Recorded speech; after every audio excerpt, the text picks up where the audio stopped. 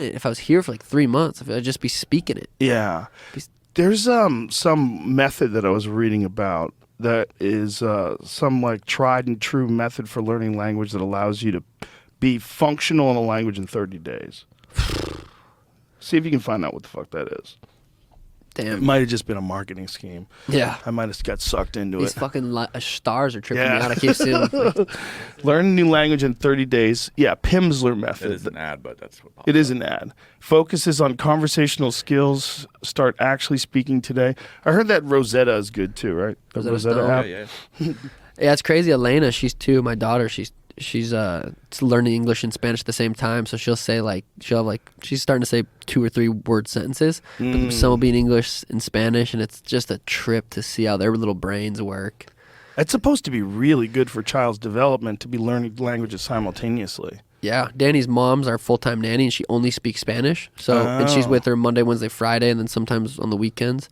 So she's learning like she's like Spanish could be her primary language at first. So yeah, no, it's fucking interesting. It's one of the more important things, supposedly, to like keep your mind from atrophying is like learning language. Like learning language is like a really difficult thing.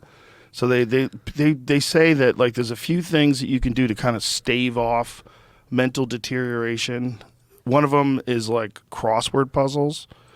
Like doing things where your mind, it just makes sense. Like you make your mind work. And what makes your mind work more than learning a language? Yeah, seriously. I remember when I was, what was it, Duolingo or some shit, one of the apps. I would go every day. Well, maybe not every day, but pretty much every day. I'd go to the coffee shop and before practice, and I'd read. I would go there for an hour. I'd go and like read for half an hour and then Duolingo for half an hour for a long time. And I got decent at it, but it's just like you lose what you don't use or whatever the fuck that is. And that's so true. Because that was like a while back when I first moved to Arizona and first met Danny. I was like, I'm going to be able to talk to her in her language, and then did it for a while and was like, fuck that. I got it a lot when I was in high school. I had Spanish, and I got to a point where I could almost have conversations in class. You know, I could have like crude conversations in class. And I remember thinking at the time, oh, this is great. Because now I always know how to talk like a little bit of Spanish. That shit was gone in like 6 months. 6 months after I graduated high school, it was gone. Yeah, I was. You want some coffee? Fuck it, I might take some coffee. Yeah, I was surprised. I was doing pretty good. I think Tim went with me to Mexico.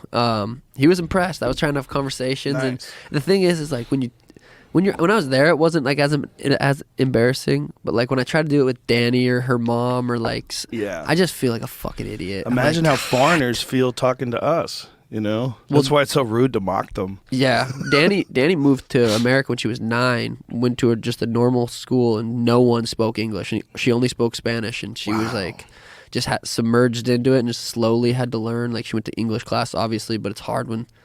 She said there was one girl in her class that spoke like broken Spanish. Wow. Yeah. Imagine trying to like fit in and learn a new culture while you're learning the language. You have totally different culture, totally different environment, and totally different language. Yeah, no, it's impressive. I mean, it's like you don't really have a choice when you're 9 and you just go to school. It's like you don't have a choice but learn. Right, most 9-year-old kids freak out if they have to move to a new neighborhood.